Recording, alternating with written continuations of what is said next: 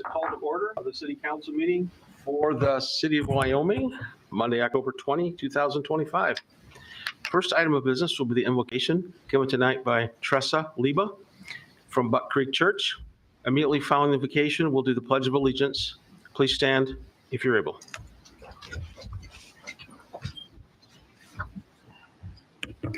Good evening. Evening. Father in heaven, we are so grateful to exercise our freedoms and our responsibilities tonight. We ask you for your wisdom as the City Council convenes for tonight's meeting. We acknowledge the need for your divine insight and direction. So please guide the discussions and decisions. Help council members find common ground as they seek to do what is best for the residents and the visitors of this beautiful city. Father, we recognize that those who serve in public life must necessarily make significant sacrifice.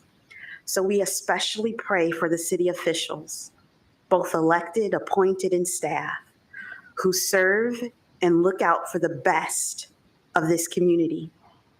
And as they're looking out for us, Father, we ask that you turn and look out for their families, meet their needs, renew their strength, and draw them closer to you. We ask these blessings in Christ's holy name. Amen.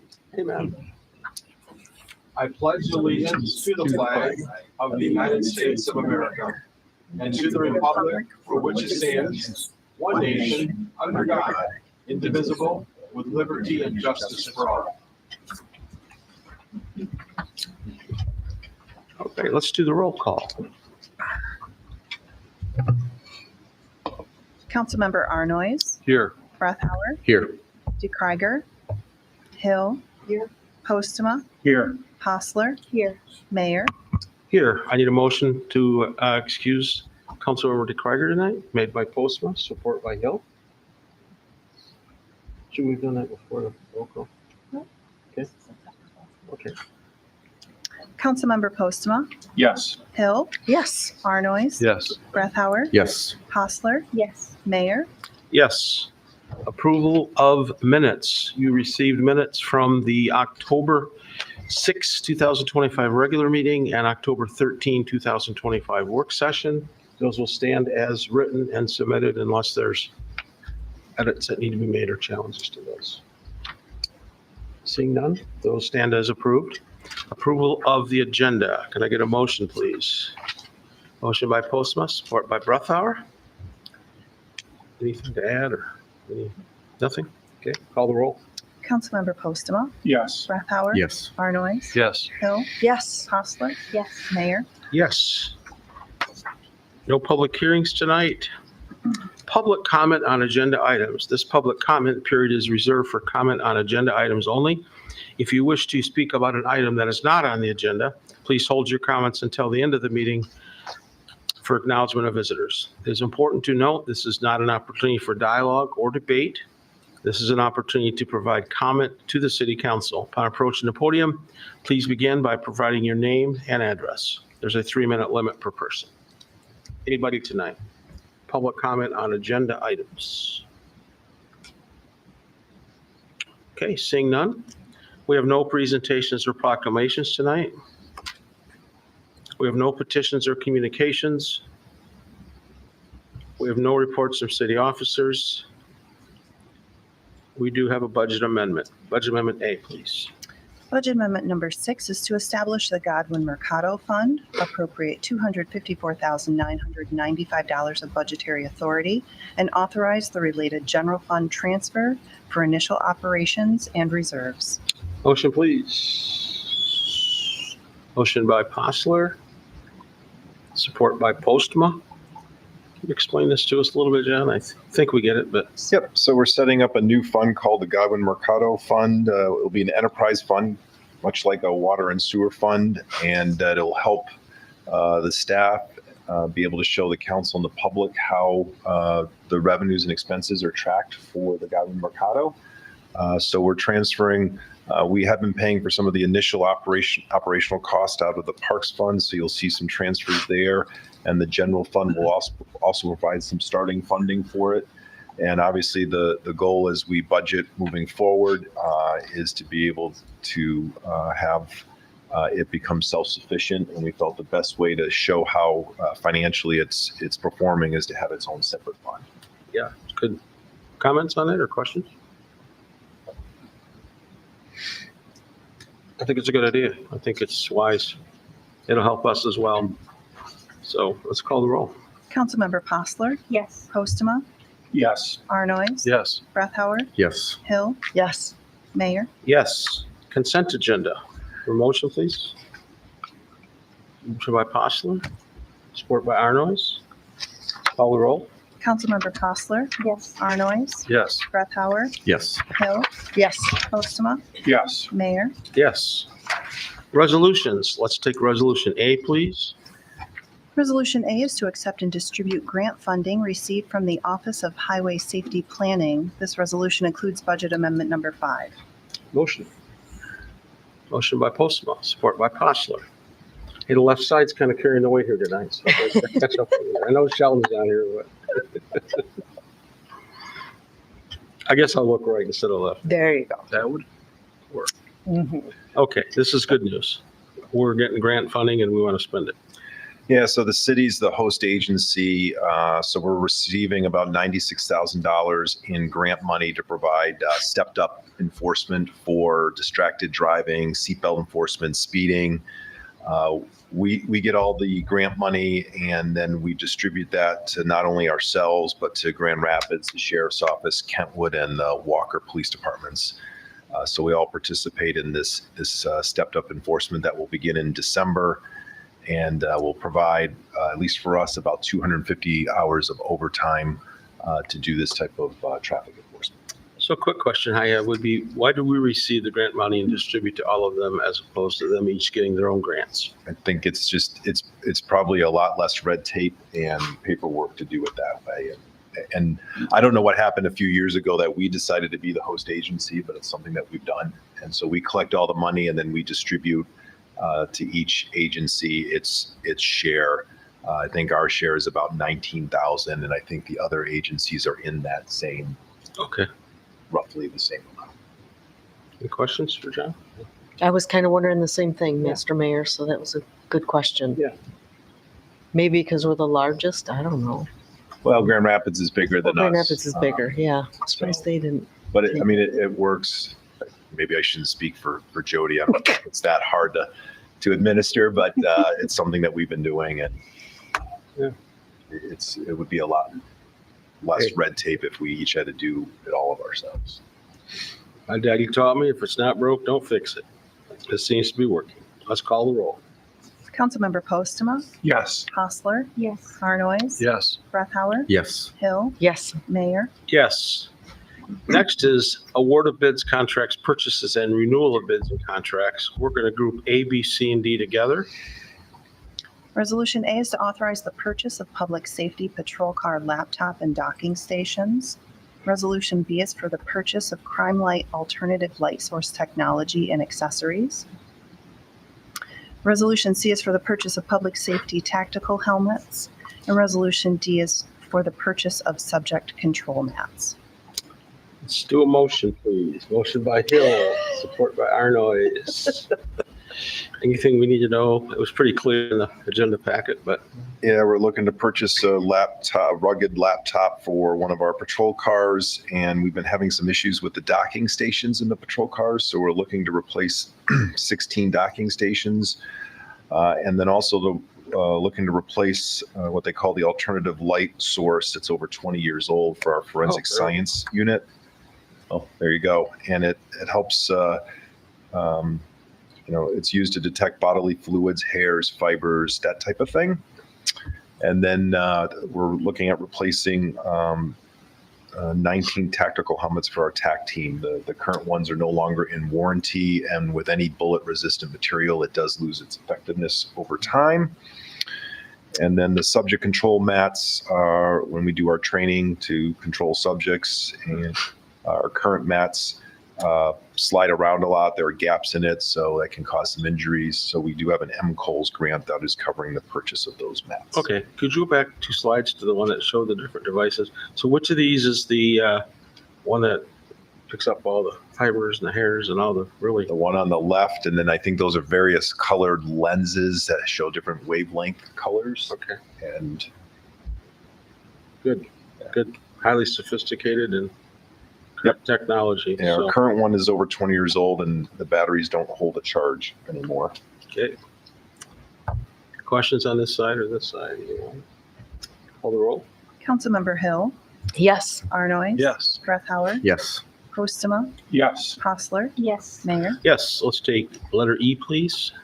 Resolution E is to accept a quote for the purchase of an equipment trailer and to authorize trade-in of an existing trailer. Motion, please. Motion by Postma, support by Breathauer. So you can see a picture of the trailer there. We're looking to purchase that to haul our cat truck loader, and that's about $8,500. We have about $2,500 on a trade-in of an existing trailer. So this will enable us to tow the trailer what we need to trailer and not make multiple trips when we have to bring accessories for that as well. So I think you might have mentioned this, so it's a replacement of one? Yes. That's, Yep. Yeah. Any questions? Yeah. Did we talk to like CAT or AIS or consider a Trail King? I had an expert opinion on this, and I was told the steel is kind of cheap, and in about 3 years, the welds are going to start breaking, and in 5 years, we're going to need a new one. Just because of the quality of the steel isn't quite up to par as maybe the other ones. So I was wondering if we could, if I know we got anybody's three. here- I know we got 3 quotes from 3 different vendors. Yeah. I know, but if we're going to be looking for another one in 5 years, should we think about maybe increasing the quality of the steel? Yeah, and Aaron can correct me if I'm wrong. I don't Yeah. think we were looking to hold on to this a lot longer than 5 years. Yeah, most of our trailers are 15, 20 plus years old, so we wouldn't invest in one if it was going to fall apart in 5 years. So have we bought this brand before, Load Trail?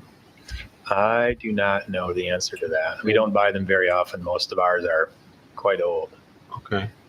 And you have information that says they're better, more durable? Mm-hmm. With the other quotes for the same product? Comparable, yes.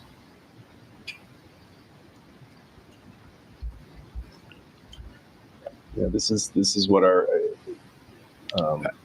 fleet services is recommending here, that actually maintains these and so forth. So Well, we can call the roll, and if there's not enough interest in buying this one, I guess we can shop elsewhere. Right. Let's call the roll. Councilmember Postma, Yes. Brett Howard, yes, Arnoyes. Yes. Hill, No.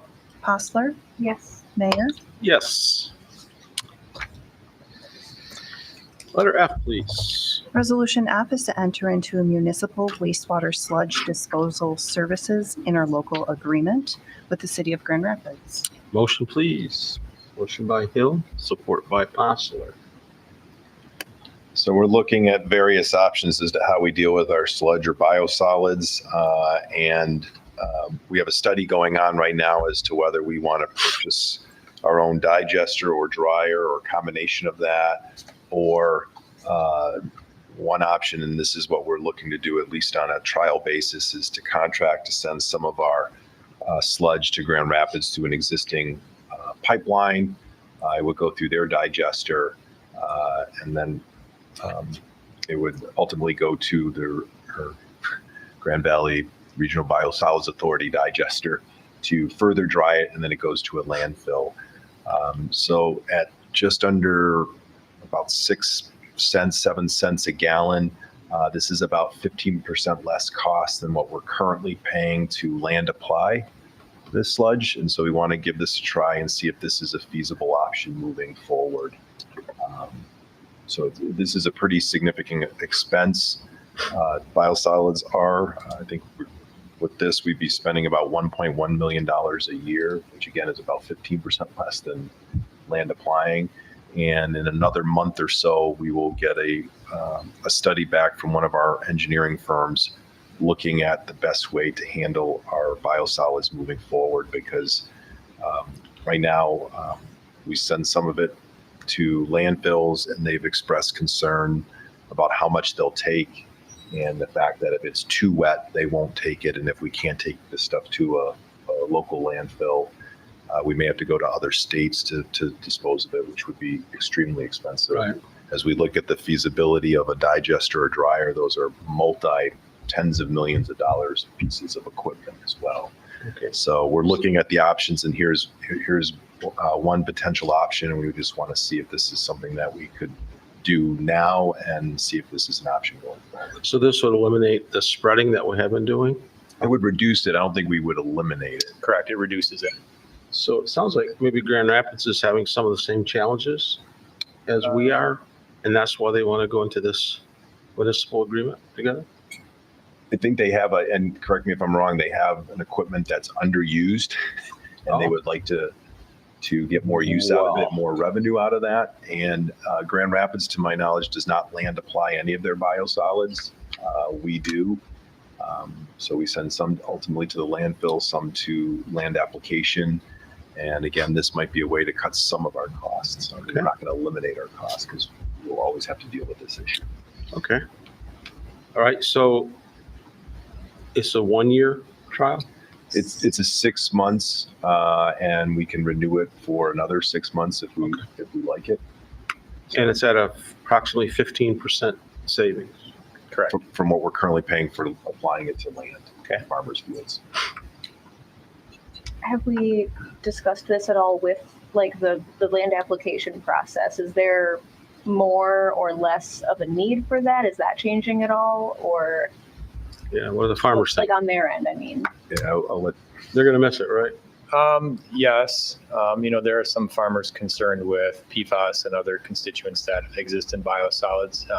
A challenge with the land application biosolids program is the fact that most of the fields are 30, 40 miles away, and it's getting increasingly expensive to haul that route. So there are farmers that have been in the program for a very long time and wish us to continue that. But given the distance we have to travel, some of the constituents in the biosolids themselves, and where those regulations are going, we don't know. So that's why, as John said, we're looking at a study to see what the future is in the next 5 years. I mean, sooner than that, we'll have to make some pretty critical decisions about the future of the land application program itself. And the product we land apply now is provide a couple of details. It's a liquid. It's called the liquid. It's called a Class B biosolids, meaning it's not as heavily regulated. One of the options they're looking at is putting it to called a Class A product. It's a more treated, more refined product, and some of the compounds that farmers are concerned about aren't in it. And so it's more, farmers will like it. It's more beneficial to them, and hopefully we can grow our farmer base, but it comes at a large capital investment. So that's kind of what we're looking at with that. Okay. I guess in general, I mean, I'm all for saving money, but the idea of adding to landfills compared to what we're doing right now gives me pause. I would really prefer if we can find a way to make this more sustainable, where we're not just, well, dumping and dumping and Yeah. dumping. to the point where environmental others- aside, which is a legitimate issue, the landfills themselves are saying, we don't know if we're going to keep taking this, which would really put not only us, but a lot of other communities in a real bind. So this is just one avenue we're using to deal with our biosolids as we look at a very large feasibility study. Do we add our own digester and dryer, which would reduce the volume of biosolids and dry them out and make them not only easier to accept at a landfill at less space, but also to land apply, as Aaron mentioned. But on the flip side of that is a dryer and digester. Those could be $50-60 million. It's a huge, huge expense. So we're really looking at all of these options, because this is just something that no one really thinks about, but is a really, really significant expense that's going to be coming down the road. Yeah, Marissa, to your point, we 100% agree with you. We've had some farmers have been in our land application program for generations of farmers, and we want to continue that. And so as we work with Grand Rapids on this pilot program and whatever it evolves into, we intend to keep those relationships, because we 100% agree it's very important.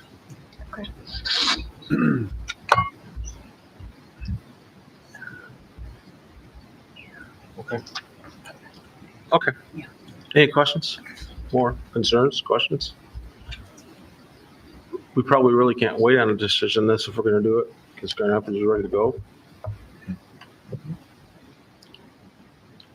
Let's call the roll. Councilmember Hill, Yes. Postler, Yes. Arnoyes. Yes. Breathauer. Yes. Postma, Yes. Mayor. Yes. Take letter G, please. Resolution G is approving and authorizing the city manager and city clerk to sign a contract to remove wood pallets in violation of a court order Oh, from my. 2553 Bat Drive Southwest. There we go. And how long have we been dealing, oh, motion, please. Motion by Hill, support by Arnoyes. How long have we been dealing with this? So we had a routine fire inspection back in July that saw what you can see there, thousands of pallets that were stored, which is a huge fire hazard. We issued tickets to both the tenant and the property owner in September. We had a court hearing in mid-September, and the court ordered that the pallets be removed in 4 different stages, with all of them being removed by October 15th. They did remove some of the pallets in the first 2 stages, but not the 3rd and 4th stage. So the court also gave the city authority to remove the pallets and then assess the cost of removing the pallets back to the property owner. The fire department has indicated this is a significant fire hazard, and we wouldn't have the fire suppression capability if this thing became engulfed in flames. We really wouldn't have the fire suppression ability to put this fire out. So we're looking to enter into a contract with Michigan Wood Fibers for just over $26,000 for them to remove the pallets, and then we would assess that cost back to the property. Why, what was their explanation for why they've collected this many, and were they a distributor of them? Did they sell them, or were they? From what I understand, the same people, we've kind of chased them at other sites in Wyoming, and I think they've even been at sites in Grand Rapids as well. What were they hoping to do with all of them? Sell them, use them. Yeah, their hope was to resell them. Okay. Let's say this is a supply and demand issue here. I think people could probably buy them pretty cheap. Yeah, and my concern is all the area homes and Yeah. businesses. I mean, if that catches on fire, they're gone. And I'm surprised the neighbors haven't complained. Disaster waiting to happen. That's our concern as well. Big time. That would really be terrible. I'm just curious, how did a business like this come to exist if their very existence is a fire hazard that's illegal? I don't understand how this even got to this point. Do you know, Nicole? So it's not uncommon to find wholesale operators in this specific space. I would say that now the market has gotten a little oversaturated, but when you see a really good operator, they tend to be enclosed in an interior building with fire suppression systems. They work very closely with our fire department and others. So this is an anomaly and definitely not a situation that we want to see in our community. So there is a way to run a business like this. It's just not Not like this. Not like that. Let's call the roll. Councilmember Hill, Yes. Arnoyes. Yes. Breathauer. Yes. Postma, Yes. Postler, Yes. Mayor. Yes. So ordinances, unfortunately, we can't group these. They're all separate. Let's take ordinance 12-25. We can't group it, but I'll summarize this one. It's very long. Okay. Ordinance 12-25 is clerical in nature and seeks to create unity across section titles and clarify use types specifically in zoning districts B2 and B3. This ordinance is in final reading. Motion? Motion by Breathauer, support by Postler. Do you want to comment on it, or does Greg want to, or? This is final reading. We brought this up Oh, a month, we did. You're right. month ago. It's just really correcting Correct. Yep. typos, clarifying use types, You're removing right. clerical errors, that type of thing. Yeah, I might have missed that meeting, so. Okay, let's call the roll. Councilmember Breathauer, Yes. Postler, Yes. Arnoyes. Yes. Hill, Yes. Postma, Yes. Mayor. Yes. 13-25. Let's do a motion on that one. Motion by Postma, support by Breathauer. And ordinance 13-25 is to amend section 34-1 definitions and section 34-3 of the city code to adopt the International Fire Code 2024 edition by reference together with certain amendments and appendices. And this ordinance is also in final reading. Okay. Got a motion earlier. Mhm. Same thing. Yeah, this is Talk just about- adopting the 2024 fire code. So there was Okay. updates to the fire code, especially as it relates to, for example, the storage of lithium-ion batteries and that type of thing. Okay, let's call the roll. Councilmember Postma, Yes. Breathauer. Yes. Arnoyes. Yes. Hill. Yes. Postler. Yes. Mayor. Yes. Let's do 14-25, please. Ordinance 14-25 is to amend Chapter 14 Businesses, Article 4 Alcoholic Liquor Businesses, Section 14-42 Requirements for On-Premises Consumption Licenses, to add a new paragraph H to allow Godwin Mercado to serve alcoholic beverages. This ordinance is in final reading. Motion. Arnoyes, support by Postler. So this is, So both this ordinance and the next one would amend certain ordinances that would make it clear that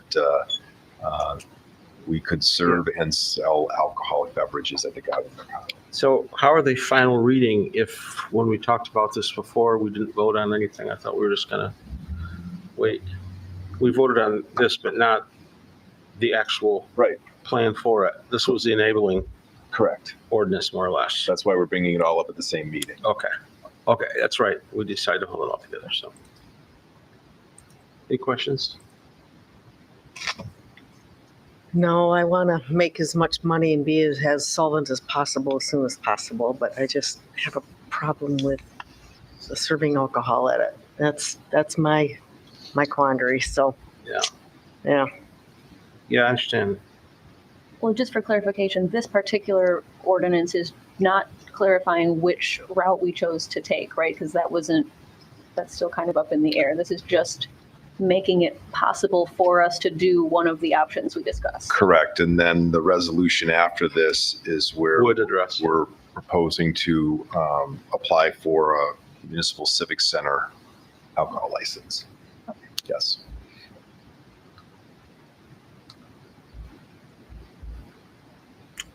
Okay, let's call the roll on that one, please. Councilmember Arnoyes. Yes. Postler. Yes. Breathauer. Yes. Hill. No. Postma. Yes. Mayor. Yes. Was that 15-25? That was That 14. was 14. Okay, let's do 15-25. Ordinance 15-25 is to amend Chapter 50 Offenses and Miscellaneous Provisions, Article 2, Offenses Affecting Governmental Functions, Sections 50-36, Possession or Consumption of Alcoholic Liquor in Public Parks and Places of Amusement, is amended to add a new paragraph 4 to allow Godwin Mercado to sell alcoholic beverages. This ordinance is also in final reading. Motion. Postma, support by Arnoyes. Question, we had a lengthy discussion about this before. None of this opens up public parks. It's just, all of this is specific to Godwin Mercado. Correct. So at this point, we still could not serve in. Correct. I remember about 5 years ago, the Community Enrichment Commission did a special event, a summer celebration event, and they got was that? Probably a special use permit. It was at Lamar Park. Was that special use permit? Okay, to bring a vendor in, I think, because I was on the commission then, so we sold beer there. Okay. Call the roll. Councilmember Postma, Yes. Arnoyes, Yes. Breathauer, Yes. Hill, No. Postler, Yes. Mayor. Yes. Resolution A, please. Resolution A is to consider an application from the City of Wyoming for a Class C Municipal Civic Center or Civic Auditorium license to be located at Godwin Mercado, 301 36th Street, Wyoming, Michigan, 49509. Motion, please. Motion by Postma, support by Arnoyes. So this is what we're recommending from the options we were given Yep, this was what was discussed, I think it was a month ago, if I'm Yeah. not mistaken, when we did the first reading of the ordinances. And so this would be where the city would apply for the license and the city staff would serve the alcohol. We went through the different options. This one was the most financially feasible of the options in terms of selling and servicing alcohol to provide the highest amount of revenue to cover the expenses of providing the Mercado. So this is probably where Councilmember Hill, you also have concerns and reservations. Yeah, because does it change like the farmer's market menu type thing, or is this just an additional title to this property place venue? Does it change it? No, I mean, we'll Or- still have farmers markets. There'll still be plenty of events. It's not a requirement that there be alcohol served at an event. It's Now, just, does it have to be a civic center in order for alcohol to be served at as this place? so the Civic Center license is something we can apply for, and it doesn't count towards, I think we have 3 liquor licenses available for our quota in the city that can be used elsewhere, and so it doesn't count towards that. But again, this facility will be used for a variety of different events, some of which may have alcohol served and some of which may not. A farmer's market, or it could be a high school graduation party, likely would not have alcohol I hope served at something like that, obviously. But there could be a class reunion or a wedding reception or something like that where it would be. So it's not a requirement that alcohol has No. to be served. It just Right. makes it available for those So events being that want it. classified as a civic center qualifies it then for alcohol to be served? That's a specific type of alcohol license. Yes. It just preserves other liquor licenses for the city. Okay. So we're not taking up any of those others that could be used as restaurants or other facilities. Correct. Okay, that was my other question. Yes. Are we taking up Nope. other additional Not No, with this licenses class. not with for this. restaurants? This is a Okay. specific class of Correct. license. We're not using up the 3 that are available So- for restaurants or bars Okay. or something like that. Is there 3 available out there? I mean, only 3? So if we have Yes. like 4 restaurants that come in that want a liquor license? I'm confused on They this can one. purchase one. So the licenses you're referring to, Class C tavern licenses, those are allocated on a per capita basis. So following the 2020 census, we got an infusion of new licenses. Those are a huge economic development tool. And so at that point in time, we amended our ordinance to limit their opportunity to the city center. In doing this, we're not taking away from that. So if businesses wanted to come in, we've got some development opportunity. There's still opportunity beyond those 3 for purchase on the private market. Oh, So if a okay. business is selling, they could sell their license. Okay, So that's what we have available. okay. It's 3 now, but they can purchase an existing license from another restaurant. Okay, That's going because I on. know breweries are really big and Yeah, I know. more We have beery. a whole different license type. Oh, it is? It is. Yep. Yeah. Yes. Oh, Much okay, like this is a civic center license. okay, Breweries are their own class. all right. So I also expressed concerns a month ago about this. This wasn't my first choice of a way to do it. I was a little bit, going to a wedding or going to a reception where there's a bar there that's either coming in from the outside or whatever type of thing was kind of what I preferred, as opposed to the city actually selling it, the city doing it. But I looked at the other options, and I don't think they're going to even bring us close to our goals if we do that. So, I mean, I'm going to vote for it. Even though it wasn't my first choice, I think it makes the most sense for us. We all want this market to be profitable, and I don't see it being profitable any other way than doing it this way. So that's why I'm going to vote for it tonight. Others want to comment? I mean, I agree with everything you said. In general, I feel a little bit weird about selling alcohol at the city government, but it's just in practical terms. If we don't want this project to be a burden on our general fund, it seems like the most compromise, I guess the best compromise. Yeah. It kind of feels like if our staff, Prashant's staff is involved in doing it, we're kind of like promoting it or advocating. As Exactly. opposed to just letting it be there with the outside. Yeah, that's how I feel too. I really But- don't want to promote it on So a I city wrestled with this, but basis. I think we should That's call the my roll. conundrum too.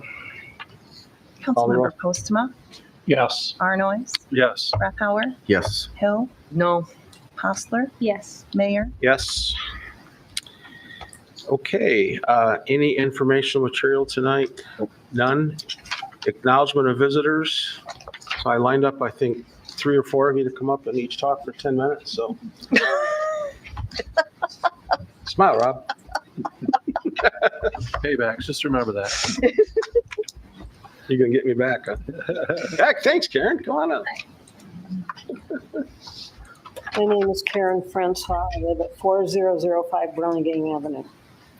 And this is in regards to the city's ordinance about trees.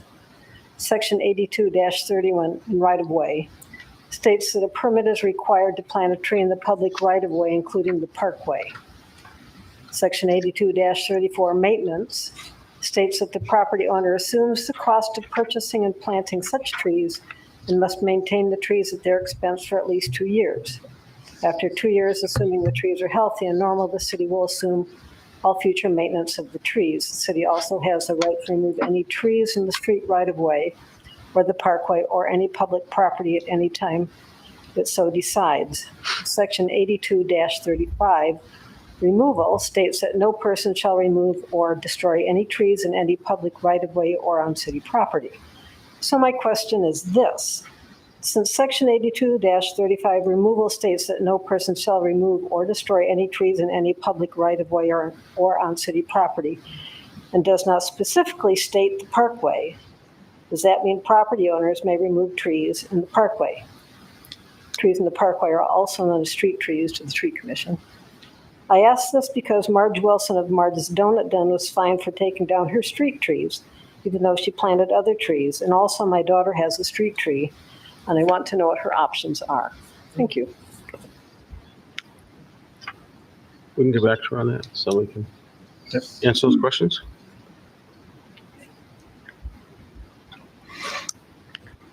My name is Bruce Yonker. I live at 2529 Boulevard. I've been there for 49 years. Tonight, I want to bring concerns that my neighbors and myself have about the speeders on our street. It's been a problem ever since I've lived there. And the high school's gone now, and that got rid of some of the problems, but we still have speeders. You know, they're not school kids. People I see speeding are, I see some city vehicles that go through there. It's mostly people taking a shortcut between 28th Street and Porter Street. They're not even people that live on my street. But we have a lot of young families on the street now that we hadn't had before, and there's a lot of young kids around, and we're kind of interested in getting the speed under control. And I know speed is a problem through this whole city. Go out in your backyard at 11 o'clock at night and listen to the sounds of the city. You never had that 10, 20 years ago. But people are out raising hell, I tell you, at 11, 12 o'clock at night. And I know it's a big job to get under control, but I'd like to see what you guys can do. The other thing too is the odd even parking. Nobody obeys that at all. And especially on my street, you get school day, then you get trash day, you got the school buses and the garbage picker-uppers and everybody out on the street at the same time. And all these people are parked on both sides of the road, and the street's a mess in the wintertime. It's kind of interesting. I was going to make a movie on it, but haven't had time. That's all I have. Thank you for your input.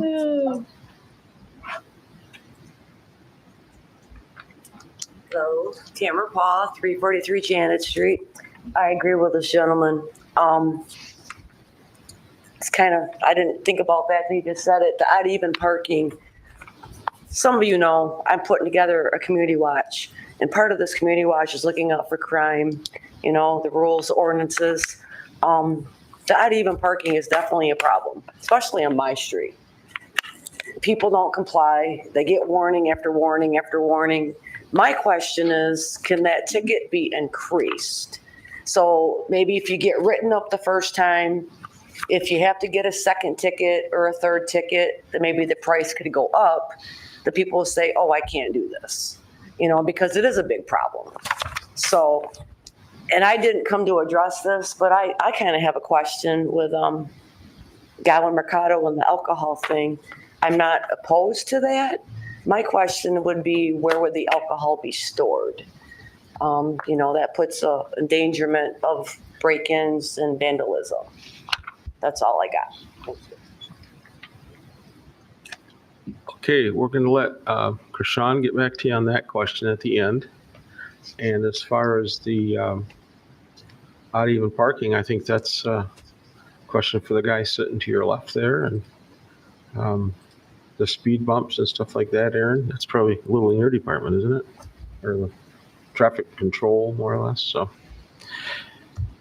So people are here tonight if you want to talk to them. That's just a good chance to do that. So anybody else? Yeah, I just a comment on the odd even parking. We'll be putting out some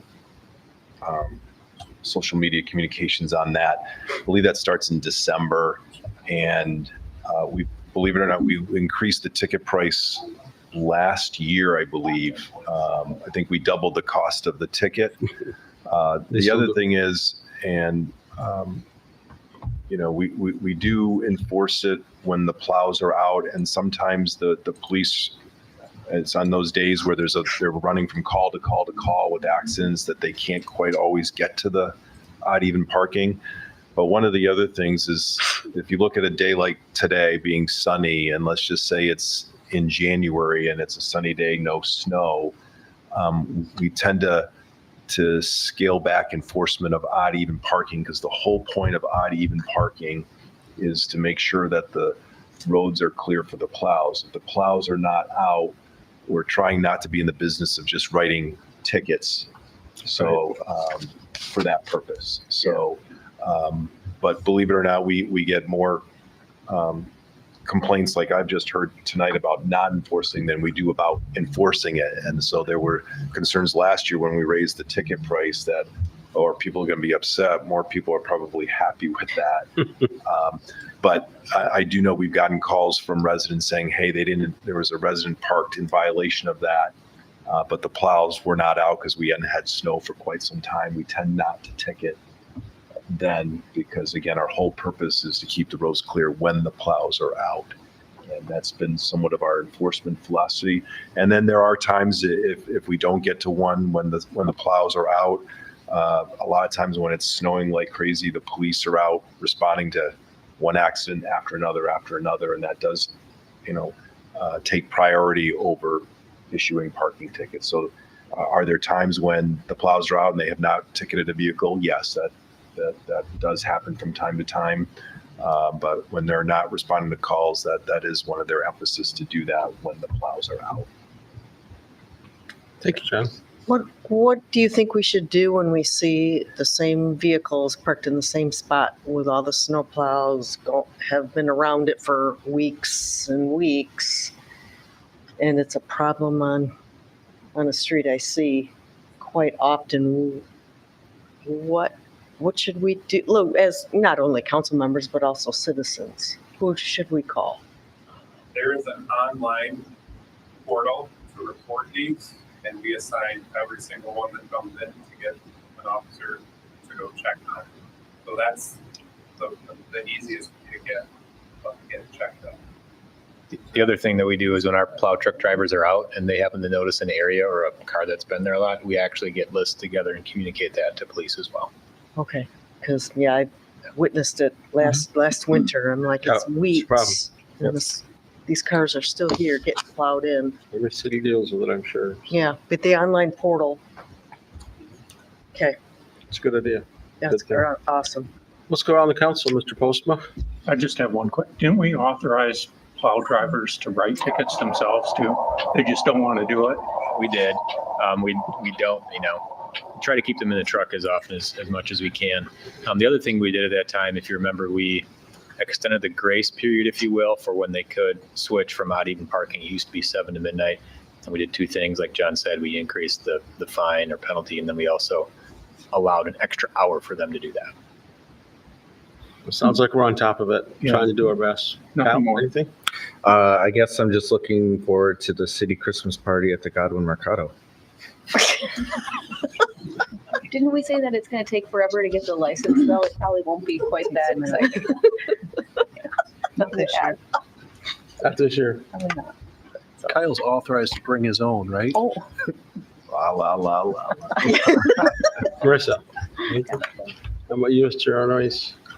I have nothing else. Thank you. Ms. Hill? I like the idea about the speed bumps on these streets, let me tell you, because I hate speed bumps. I know, but it is so loud when we walk outside of our houses, and it used to be quiet 31 years ago when we moved in, and now it's just noise. I think we should do speed bumps on all the major roads. I think that's a great And we idea. won't get them plowed. I don't care. That would slow traffic down. speed That bumps would everywhere. slow them down, Your right? snowshoes trying to walk to work. Well, that's true too. Well, I got two quick ones. Drug Take Back Day. We're doing it again this Saturday. So between 10 and 2, Wyoming PD and U of M Health West Campus drop off unused, unwanted, or expired prescription pills and patches. And the Godwin Mercado reservation process is open. You can now call and reserve the Godwin Mercado for your special events. Reservations are available Thursday, Friday, Saturday with a maximum capacity of 200 guests. For questions, please call 616-530-3164. That must be a direct line right to your desk, right, Krishna? It's somebody in your office, though, right? It goes to your office? Or email us at godwinmercado@wyomingmi.gov. With that, meeting's adjourned. See you in November.